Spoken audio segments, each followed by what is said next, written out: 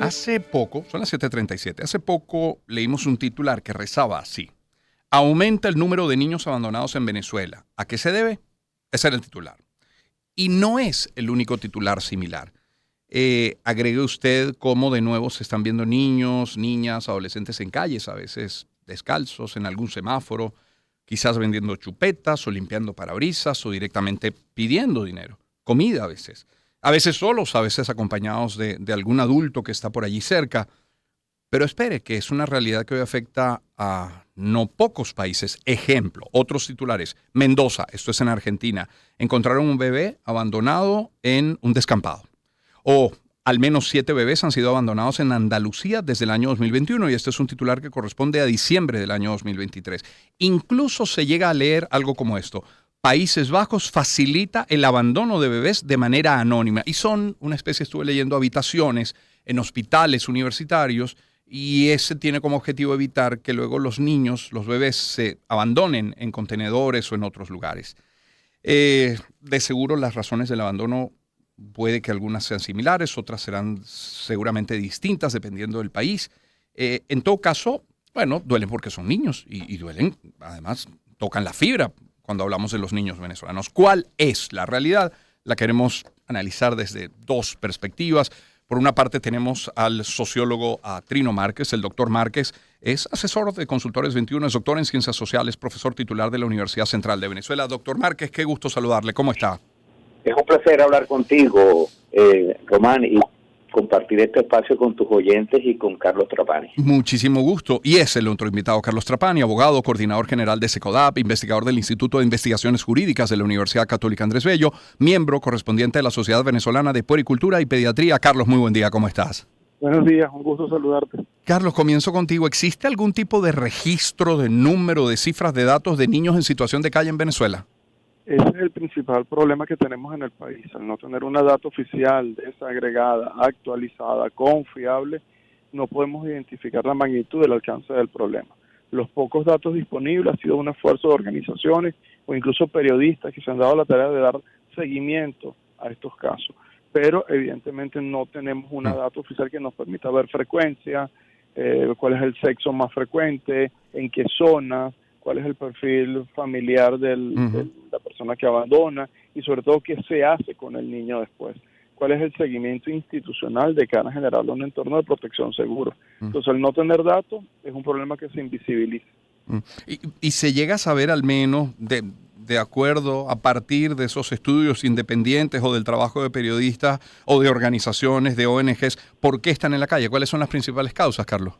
Es que depende, porque hay niños que pueden vivir en calle y hacen en la calle su medio familiar, o hay otros que tienen familia pero permanecen en la calle durante el día. Son como dos realidades distintas. En ambas situaciones, evidentemente, los niños se encuentran en situaciones de riesgo.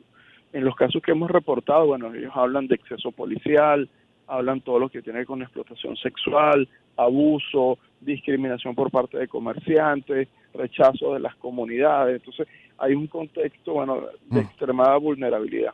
Pero en la calle, paradójicamente, los niños y los adolescentes encuentran un sistema de relaciones entre ellos. Entonces, es una realidad compleja.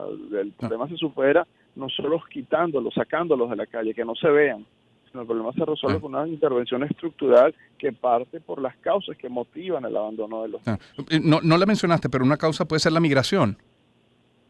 Sí, puede ser. Puede ser. Cuando hemos analizado la migración en Venezuela, hemos visto que los niños quedan generalmente bajo el cuidado de otro adulto. Exacto, lo que llaman niños dejados atrás, ¿cierto? Y hay una cadena femenina de cuidado, generalmente es la madre, la abuela, la tía, que quien asume ese nuevo rol de crianza de los niños. Pero no descartamos que en este contexto de migración, bueno, también niño queda completamente solo. Y al quedar completamente solo, bueno, ahí los factores de riesgo para que vaya a la calle son altísimos. Claro. Y aunado puedes también mencionar toda la debilidad en nuestro sistema escolar.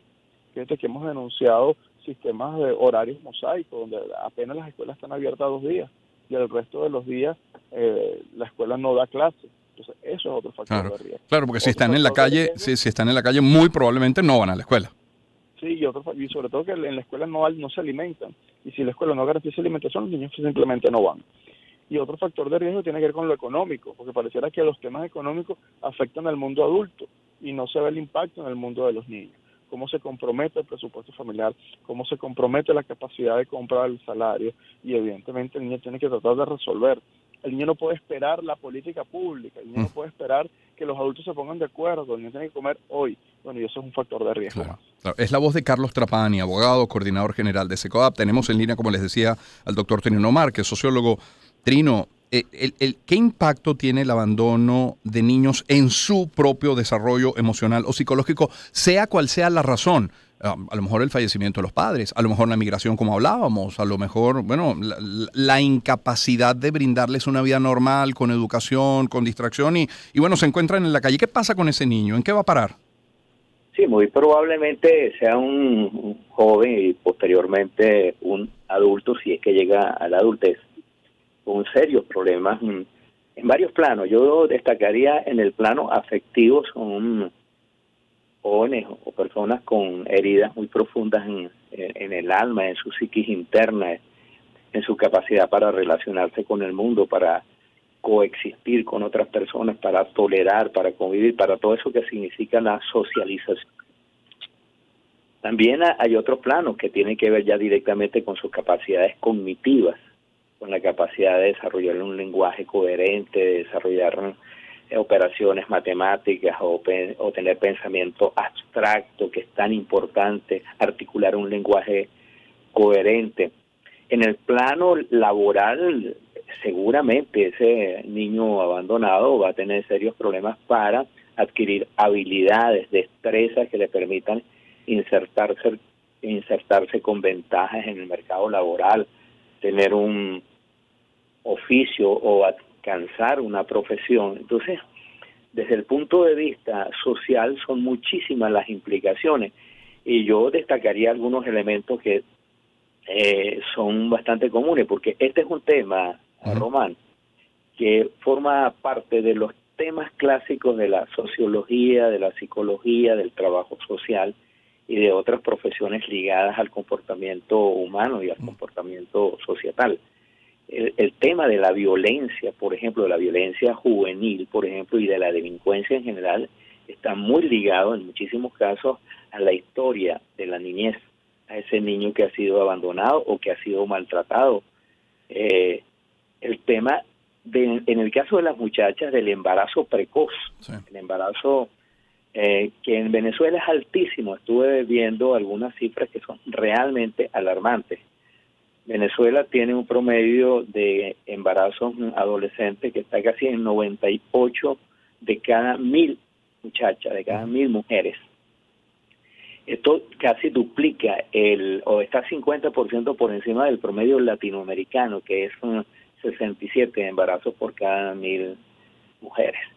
Entonces, y el embarazo precoz, a su vez, está estrechamente vinculado con la niñez abandonada y posteriormente con todos estos problemas que he señalado, que tienen que ver con la fragilidad de la inserción en el mercado laboral, la imposibilidad de desarrollar habilidades cognitivas y de prepararse para enfrentar un mundo tan complicado, tan demandante como el que tenemos en la actualidad. Sí. Es que desde el punto de vista social son muchísimas las implicaciones en el plano social, pero también en el plano personal, estos elementos que tienen que ver con la capacidad de conectarse afectivamente con el entorno. Es el doctor Trino Márquez, habla de lo social, de lo personal. Incorporó con Carlos Trapani lo jurídico. Carlos, ¿en qué situación legal se encuentra un niño abandonado? Y a la par preguntarte por de quién es o de qué depende también revertir esa situación. Responsabilidad de alcaldías, pregunto, de gobernaciones, de ministerios, porque ¿hasta qué punto puede ayudar a una ONG? Entonces, primero lo legal y luego, ¿en manos de quién está el resolver esta situación, revertirla? Fíjate, un niño en situación de calle sigue siendo niño, sí, claro. Sigue siendo ciudadano, sí, claro. Por lo tanto es titular de todos sus derechos, solo que está en una condición de extrema vulnerabilidad. Pero hay que partir de que ese niño tiene derecho y tiene el derecho a la protección del Estado, la familia y de la sociedad. No podemos ser indiferentes frente a eso, no cruzar la calle para no toparnos con un problema que está ahí y que se está agudizando por un contexto del país que es bien hostil para los niños. Ahora, ¿de quién depende? evidentemente tenemos un sistema de protección y en el sistema de protección uno de los énfasis es poder municipalizar los servicios de protección, que el niño esté protegido en el espacio más cercano que es su municipio, y constitucionalmente le corresponde a la alcaldía el desarrollo de programas y servicios para primera y segunda infancia. O sea que, a ver si entiendo, un primer responsable, Carlos, si yo encuentro un grupo de niños, digamos, limpiando parabrisas en un semáforo, en un municipio, primer responsable, bueno, la familia, pero luego inmediatamente ese gobierno local, el municipal. Hay que notificar a las autoridades del sistema de protección, Consejo de Protección, Consejo Municipal de Derecho. Yo siempre recomiendo que denuncien lo que tenga más cerca, notifique a las autoridades en el espacio que tengan más cercano.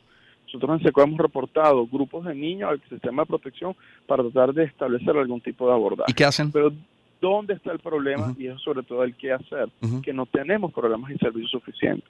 Por ejemplo, tú deberías tener un programa para atención de familias en pobreza o pobreza extrema, que pueda cubrir sus necesidades básicas. No hay. Tú deberías tener programas de localización de la familia. No hay. O los que hay son profundamente insuficientes. Tú deberías tener programas para la atención en salud mental o tratamiento de algún tipo de adicción, que tampoco son suficientes. Entonces, puedes tener los derechos, puedes tener la infraestructura pública, pero si no tienes los programas y servicios, que es lo que le da vida, es lo que transforma vidas, evidentemente vamos a ser profundamente ineficientes en el abordaje. Los podemos quitar de la calle un tiempo, pero si no resolvemos lo estructural, el niño va a volver a la calle. Entonces eso requiere una estrategia, una política pública, que es lo que nos ha faltado, que se entiende por política pública, una intervención lógica, sistemática, sostenida, con recursos, con responsables, con mecanismos de rendición de cuentas, que permita superar el problema de raíz. Y evidentemente hay que hacer una fuerte campaña de sensibilización, hay que hacer un esfuerzo de pedagogía ciudadana sobre, cuáles son las causas de esta situación, cuál es el rol de los padres y las familias para proteger a los niños, cuál es la importancia que los niños tengan un medio familiar que le dé bases afectivas sólidas, duraderas, permanentes, y en función a eso, qué hacer en estos casos. Se cuestiona mucho si hay que alimentar a los niños, darle dinero. Justo por ahí. Justo por ahí, Carla, y permíteme incorporar esa que era mi siguiente interrogante para ambos. Comienzo contigo, Carlos, y después quiero escuchar al doctor Trino Márquez. ¿Qué hacer yo? Me ubico de nuevo en pongamos este escenario, ese semáforo en el que están esos niños, adolescentes algunos, limpiando un parabrisas. Yo tengo opciones. Una opción es voltear la mirada, hacer de cuenta que no están allí. Tengo la opción de dar dinero, tengo la opción de dar comida si es que tengo algo conmigo en el carro, tengo la opción de bajar el vidrio y hablar con ellos y si estoy en la posibilidad de incluso ofrecer algo, no lo sé, son menores de edad, tendría que estar superado. ¿Qué hacer? Es la pregunta. Mira, yo recomiendo no dar dinero, o sea, porque probablemente detrás de ese niño en calle hay un adulto que también se está aprovechando bajo la modalidad de explotación. Eso es como lo primero. Si el problema me interesa, yo quiero contribuir, yo quiero transformar, yo creo que hay que articularse socialmente. Hay organizaciones de la sociedad civil que se han especializado en este tipo de público, este tipo de personas, que tenemos que articular, apoyar a la organización para hacer una intervención especializada. Estamos contribuyendo al problema. Redes comunitarias, redes con iglesias, redes de la comunidad, creo que son espacios idóneos, que permita que el niño coma, porque no podemos esperar la política pública, el niño tiene que comer hoy, pero como también atendemos lo estructural y notificar a las autoridades. Es como asumir una postura mucho más ciudadana y menos desde la culpa. Creo que ese es el reto que tenemos que hacer. Y por otro lado, tiene la contrapartida que las autoridades tienen que estar a la altura del problema y dar soluciones a esta dificultad que estamos viviendo y que viven los niños. Porque el niño no está en la calle porque le parece chévere, porque le parece divertido, porque es el mejor espacio. Está ahí porque una sociedad no ha tenido el músculo de poderlo proteger. Lo mismo, Trino, ¿qué hacer como sociedad? ¿Qué podemos hacer? Sí, mira, además eso es el conjunto de recomendaciones y señalamientos que hace Carlos, que son tan pertinentes, yo agregaría algunas ideas adicionales. Una es fortalecer las instituciones de la sociedad civil que están trabajando en este momento en ese tema. Además de SECODAV, hay otras instituciones. DANA es una institución muy importante que convive, que se ocupa de los derechos humanos en general, pero especialmente también de los derechos de los niños.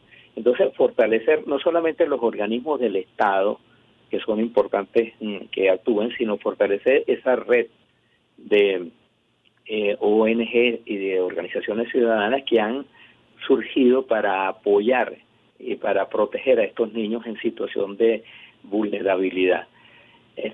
Creo que un trabajo un poco más lateral, pero que es indispensable, es fortalecer el sistema educativo.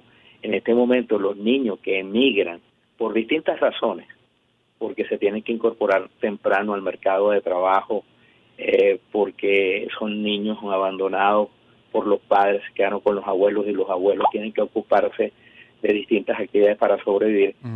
Son niños que se alejan del sistema escolar, y el sistema escolar aquí ocupa un papel fundamental en atraer a los niños y retenerlos, y para eso un programa fundamental es el programa de alimentación escolar, que ha sido abandonado.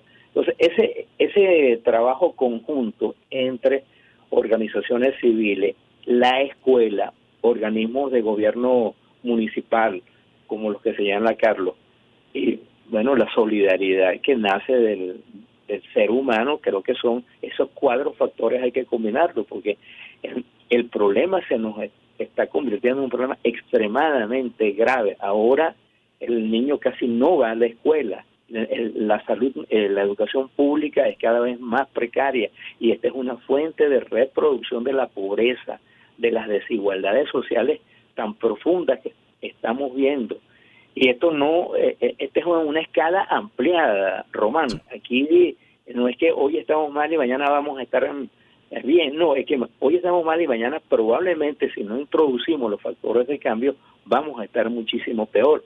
Fíjate que este tema es tan importante que una asociación de tanto prestigio como la Asociación Venezolana de Psicoanálisis le va a dedicar las próximas jornadas que se van a realizar el 25 de mayo al tema de la vulnerabilidad y el desamparo. Y una de los temas que se va a tratar con mayor profundidad es el desamparo y la vulnerabilidad en la niñez.